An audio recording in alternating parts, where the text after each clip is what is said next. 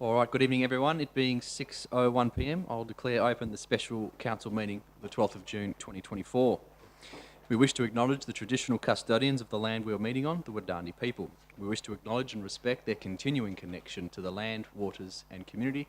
We pay our respects to the members of the Aboriginal communities and to their culture, and to elders past and present, their descendants who are with us today and those who will follow in their footsteps. Record of attendance, 8 councillors in attendance tonight, with apologies from Councillor Peter McCleary. We now move to public question time. I've received no questions on notice, and there being no members of the public in the gallery, we'll move on. Declarations of interest. I haven't received any. Are there any declarations from the floor? No. Notice of items to be discussed behind closed doors. There are none. There are no announcements by the presiding member without discussion. There are no petitions, deputations or presentations. We now move to section 8. Item 8.1, 2024-25 draft annual budget, annual rating strategy, differential rates. There is a recommendation there with 7 points. Is there a mover for that item? Moved Councillor Terrantroy.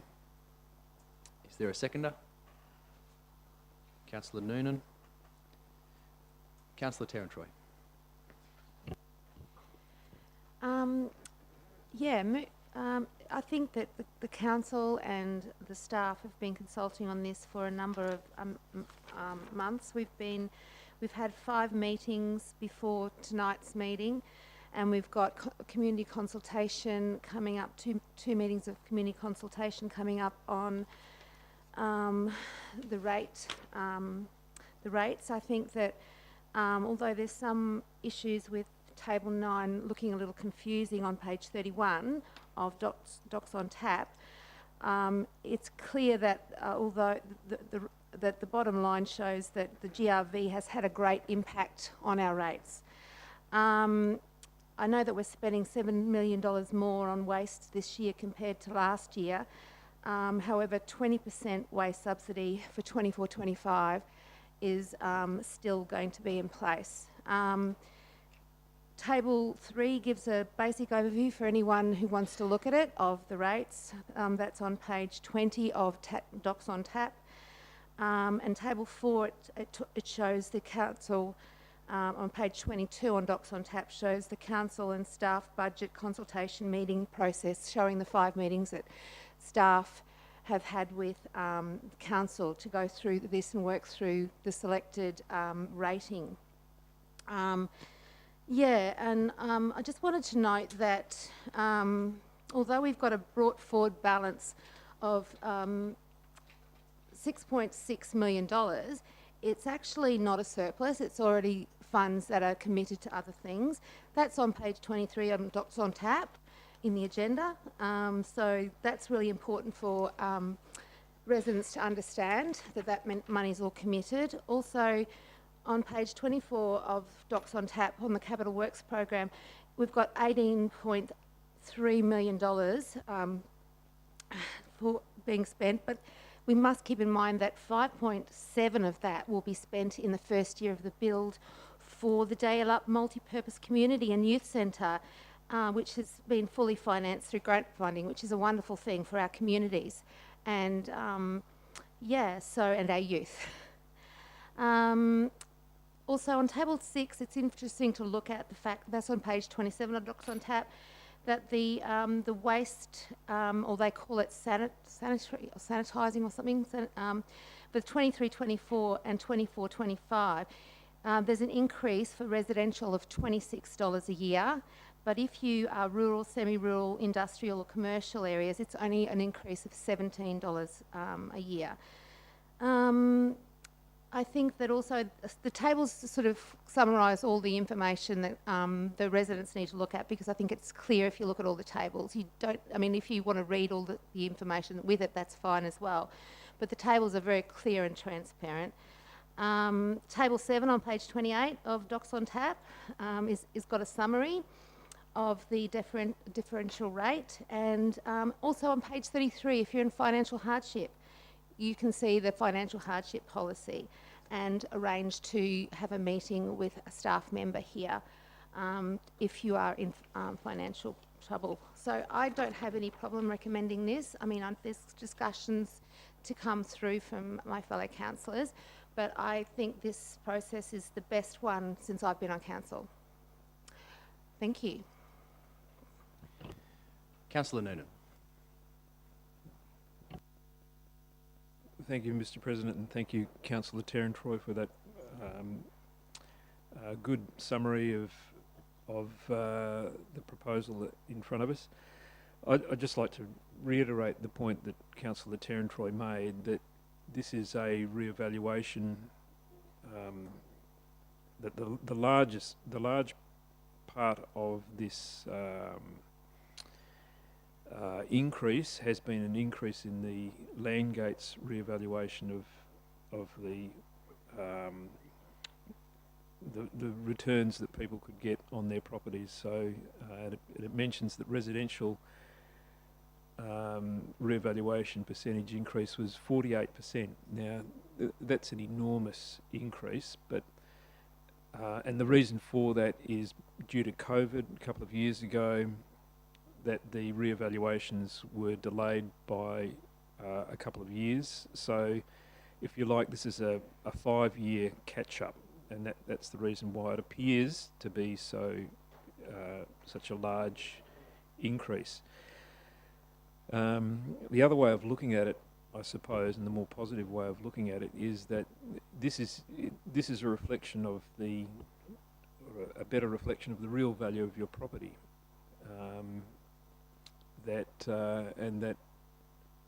From a resale point of view, that this is a better reflection of the actual value of your property. Obviously at 48%, we couldn't hand on a 48% increase in rates. That would just be beyond the pale. So we have reduced the rate in the dollar that the council is charging on the rates. We have reduced it, and that's a very important point for people to realise. We haven't increased, the Shire has not increased the rates. We have in fact reduced our the rate in the dollar that the Shire is charging. At the same time, the Shire is in a position where we have many very exciting projects coming up in the next few years. Before the end of this year, all going well, we will see a major expansion to the shopping centre in Dalyellup. The Dalyellup multi-purpose youth and community centre will be breaking ground. Improvements to the Dalyellup Surf Lifesaving Club, hopefully the Bunbury to Bustleton and Capel cycle link will see some progress, or some planning, and we look to the federal and state election cycles for over the next year for hopefully some commitments there. As well as the Boynup sale yards and agribusiness precinct, which we spoke about at the last ordinary council meeting. They're incredibly important projects. In addition to that, the sports spaces development, so to provide facilities for the people of the Shire, the things that people look for and expect, and this budget that we're looking at tonight provides the opportunity to deliver on all of those things. So I think it's a very, very good budget. It's been worked out very well by the staff. We've had a very comprehensive briefings on it all, and I'm very very comfortable with it. So thank you to the staff, in particular the director Sam has done a great job in organising and presenting it to us. Thank you. Are there any speakers against the recommendation? Speakers for? Councillor Ferguson? Sorry, microphone, Councillor. Through you, Mr. President, my inquiries are more of a questioning nature, not necessarily to support the motion, which in general I in principle do support, but I am actually, as you've probably gathered from my correspondence, slightly vexed about this interrelationship between the waste levy and the general rate revenue. And it's not entirely clear to me, although Ms Chamberlain has addressed the issue in an email very graciously to me this afternoon, just exactly, and I've been through the financials that have been presented for tonight's meeting, I can't exactly find what the total waste contract cost is, and indeed, by comparison, how much we are recovering by the fees and charges that we charge our residents and ratepayers. So is that particular number readily available? The Director of Community and Corporate. Hello, thank you for your question, Councillor. Just through the President, that actual contract figure, I'd have to go and source that through the agreement that was brought to Council when Council endorsed the contract. And obviously through the information that was shared with you today and through the financial monitoring that we've done. So when we agreed last year, through last year's budget setting, to carry the shortfall in terms of what the full contract cost in the budget, we anticipated it was around 20%. And obviously we used that figure when we built the budget last year. The email that was shared with you today just shows that we are recovering more than the 20%. In fact, I think in the email it stated that we originally thought we were going to have or cover a shortfall from the waste reserve around $655,000, where I think it's come down to about $290,000, and anticipating in this budget that we're setting, it'll come down again to around $93,000 to $98,000. So in terms of the figure that was agreed at Council last year, I can't give you that figure, but I will supply that after the meeting, so I have to take that on notice. Through you, Mr. Chairman, thank you. So this raises in my mind the question, and perhaps you can answer this, Mr. President, or the CEO, is why we continue to maintain a policy of subsidising from general rate revenue or from reserves. Now, I understand, and correct me if I'm wrong, and this is indirectly a question and a statement, that the differential between the cost of the waste contract and the revenue obtained or gained, recovered, is covered from a waste reserve, which, as I understand it historically, and perhaps I can be corrected on this, was accumulated to fund the potential combined recycling depot with Dardanup and Collier and so forth, as I understand it historically.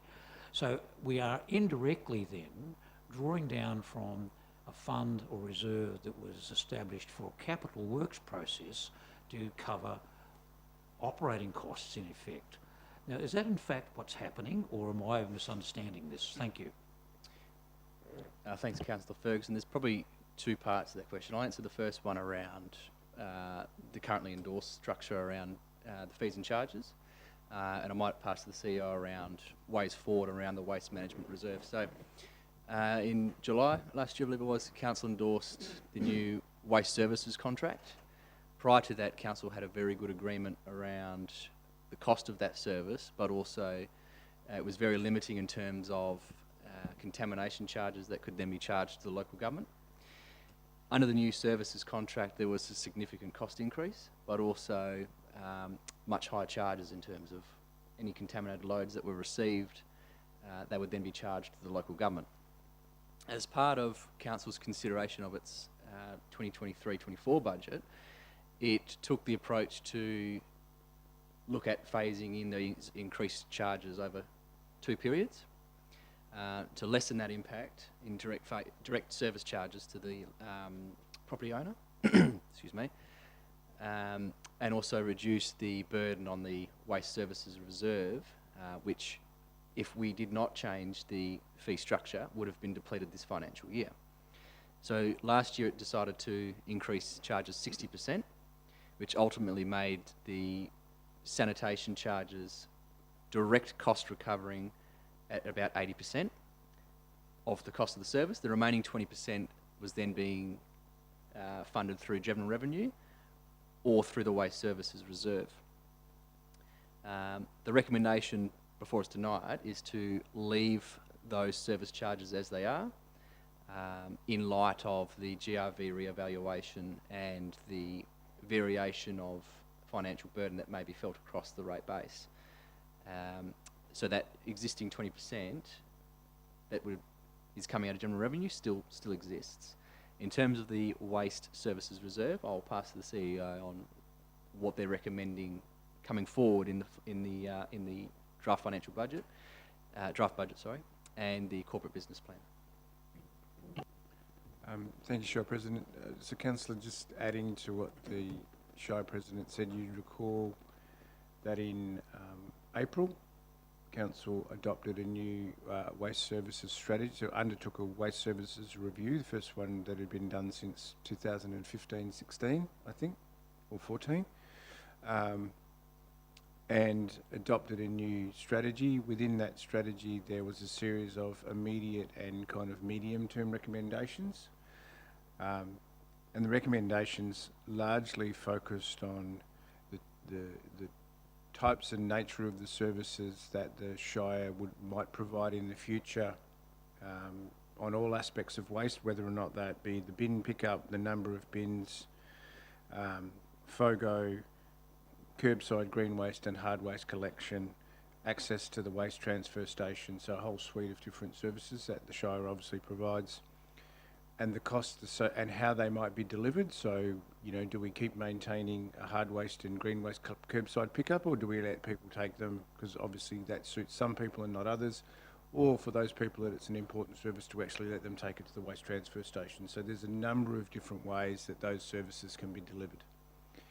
So the recommendations of the review was to actually just look at how those services are delivered and also how we recover those costs. So I think there's a great opportunity coming up, certainly captured in the next year of the corporate business plan, for us to look at those immediate recommendations and then bring that information back to council to allow you then to have kind of a complete look at the services that we provide and how we recover costs.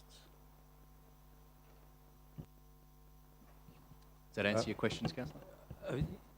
Mostly, thank you, Mr. Chairman, Shire President.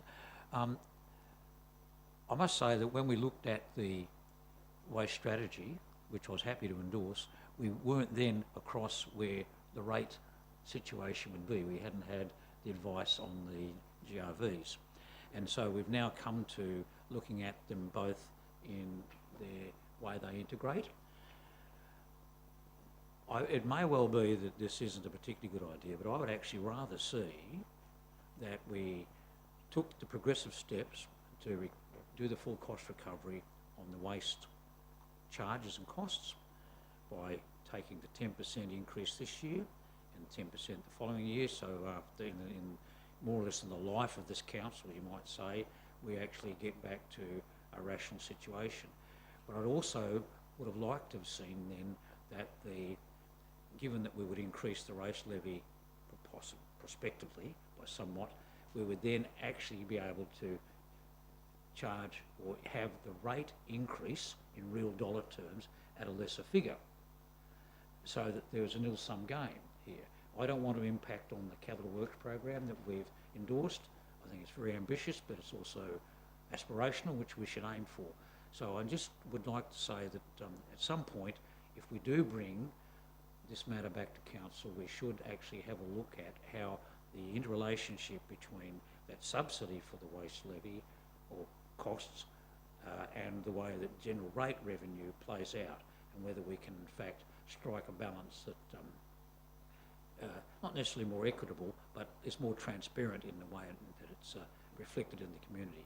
I also believe that the charge, and I'm making a statement now, and I apologise, Mr. Shire President, I also believe that waste charges should be charged at what they cost, because that's the signal that you need to send to the community. If that's what it costs, that's what it costs. If we need to change our long-term strategy, nothing wrong with our current long-term strategy, but if we need to change our long-term strategy in some profound way, then that tells the community why we need to do that. And so I would just make that point. I will endorse and support the motion that's been moved by Councillor Tarantroy and seconded by Councillor Noonan, but I actually would like to see that waste matter brought back to council when it's an opportune matter. A moment. Thank you. Are there any other speakers to the item? The Deputy President. Yes, thank you, Mr. President. I just want to firstly commend both directors for the work that's gone into delivering this year's draft budget, and of course the work that's gone into the Capital Works program, and which we've seen quite a number of those come to council, and you'll see them summarised or pulled together here in this agenda, and of course the Director of Corporate and Finance who has obviously presented tonight's draft annual budget, and ultimately here for to go to advertising, to go to submissions, and I think there's a few things to. I think it's good to analyse what the current fiscal situation is. We haven't had a GRV revaluation since before COVID, and they've typically happened every 3 years. And this is this year, a GRV revaluation of over 48% for residential is a challenge in the mix when trying to potentially balance a budget. And the budget that's presented today has been balanced quite well. There's a small deficit proposed of about just over $4,500, and I had to ask the director how we managed to lose $9,000 since the last briefing, but these things get tweaked and changed in bits and pieces, and that brings me on to the process. Councillor Tarantroy mentioned the financial planning workshops and process this year has been second to none, as always.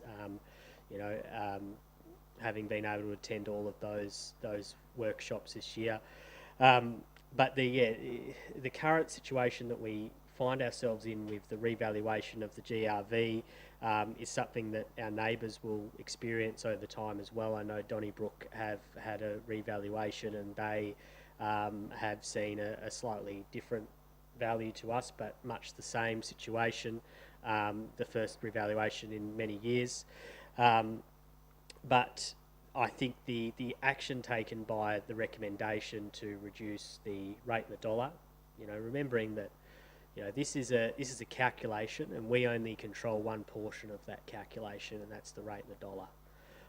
We don't control the GRV; that's set by Landgate and the Auditor General, and it's it's important to have reduced. I think the right decision to reduce that rate in the dollar, and also noting that it's proposed to maintain differential rate as well. So there is the differential special rural rate, which has been an issue of discussion over the years. In the terms of the budget, I think a couple of the key snapshots for me is the 957,000 from essentially the workforce plan that we council endorsed not too long ago, and that is quite a large step in staffing and resource direction over the years. And I think when I was first on council, there was a lot of criticism about the fact that the staffing budget was somewhat about half or just more than half of the entire budget, and that's not the case anymore.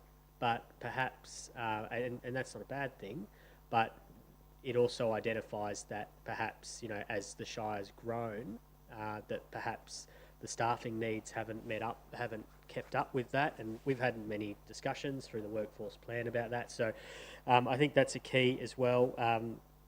Talking about reserves, so there's 3,055,254 out in this budget, and 2,678,973 in. And I mean, it sounds like a lot, but out of the 3 million that's coming out, 2.6 of it is assigned to capital works projects. So that's ultimately, we've councils looked through those capital works programs, and they've, they're part of the agenda tonight. I think on the topic of the waste levy and the discussion around that. I was on council when the waste site was still under investigation, and when we had the electors meeting, the special electors meeting, which will still to this day be the biggest special electors meeting we've had in my time. And the council pulled out of the proposed site on Goodwood Road. Though I respect that, that reserve is there, and there's a discussion around how it should be used in the future. The fact of the matter is that since that decision was made to pull out of that particular strategic project, that reserve has been there. It has been drawn down from its. I remember we've been drawing money down from that reserve for waste services and education officer and things like that over the years. But it's okay to say we should be getting back to cost recovery and trying to top up that reserve. But the fact of the matter is, council needs to have a strategic vision for what that reserve is about, other than just putting away money to pay for education. And I think there's a great, and the director and I have talked about using reserves to to transparently, demonstrate where we are putting money away and for what projects, and that will be a really exciting opportunity and I think a good way to go in the future. But the fact is that reserve exists, and the strategic direction that reserve was intended necessarily somewhat for has eroded over time. And again, it's a calculation. So yes, it's cost recovery, but it's the same pocket. So we could change the calculation around a little bit. But I think we come to these rating seasons quite often and we go, this year it's going to be about this. You're doing a revaluation. You don't want to shake up too many other things, because then you'll have to do really drastic changes with your rate and your dollar to make these significant changes. The fact of the matter is, it is a revaluation period or year, and that needs to be how, we need to try not to make too many changes. And that's why we've always had this approach to dealing with differential rates to slow adjustments. So I remember last year we introduced the grouping of the rates of the rating zones, but technically kept them differential in the 12 zones that we had. Apologies, Mr. Deputy President, you're approaching 5 minutes. Would you like more time? No, it's all right. 30 seconds. I think that's a bit of a snapshot of the budget, and this will be for endorsement for the submissions period, which I'm not exactly certain when that is, but as Councillor Terran-Troy said, obviously we'll have the community workshops next week as well. We'll have to come back here and consider any submissions or public submissions that we receive in that period. Just thank you very much to council and to staff for the work that's gone into this year's budget. It's probably one of the most unique budgets I've seen in my time on council, and it represents a very strange property market and fiscal environment that we're in, when we thought that during COVID that everything would crash and we'd be in a Great Depression, and now we're dealing with hyperinflation and in fact hyper local government inflation as well, along with GRV revaluations that we haven't seen anywhere else. So I support the officer's recommendation. Are there any other speakers to the item?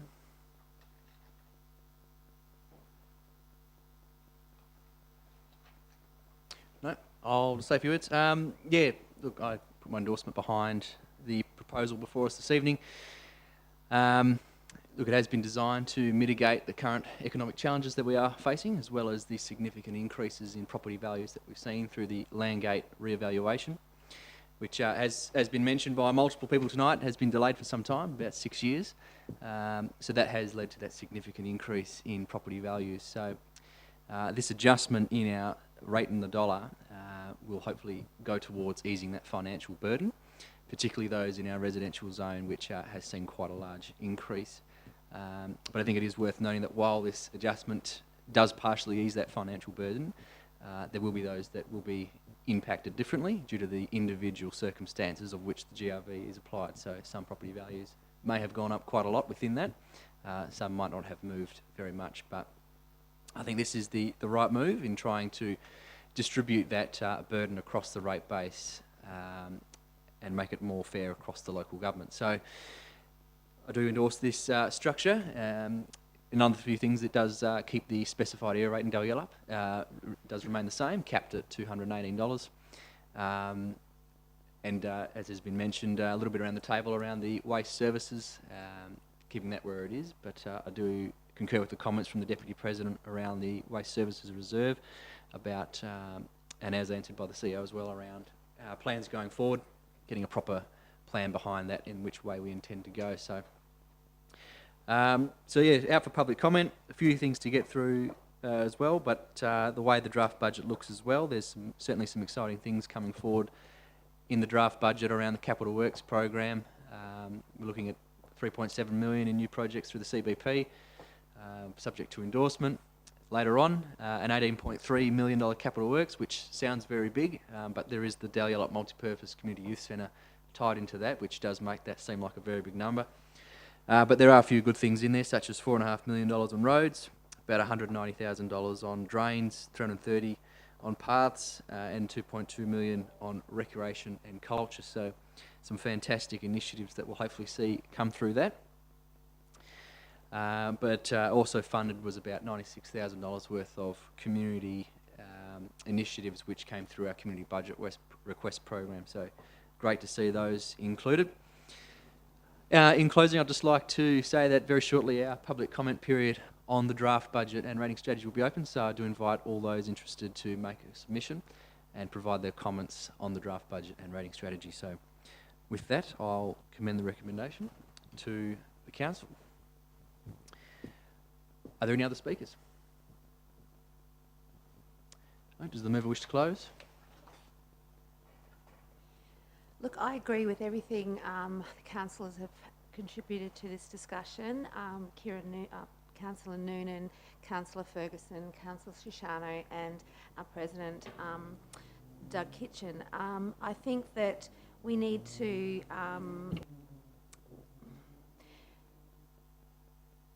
pause and think on this huge GRV increase.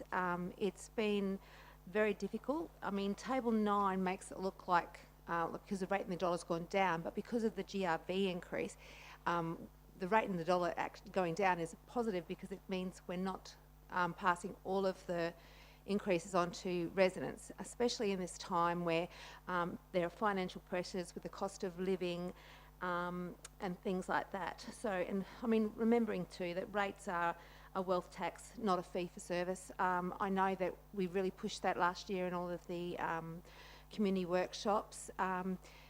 So that's important to know too. However, we've got to be compassionate, and I think at a time now, keeping that 20% subsidy is a good way to go for waste. And I agree, we should be working towards ratepayers in the future paying for the cost of service, because when we're not keeping money in reserves and subsidising these things, it prevents us from giving the community other infrastructure or services that they require or would like for their community. So I think it's a balanced thing. I mean, the GRV from Landgate, I mean, residential was 48.2%, commercial was 4.18%, industrial was 27.46%, and rural commercial was 15.64%. However, looking at the whole picture, I still believe we have, met the principles of the rating. Rates are levied on all rateable properties.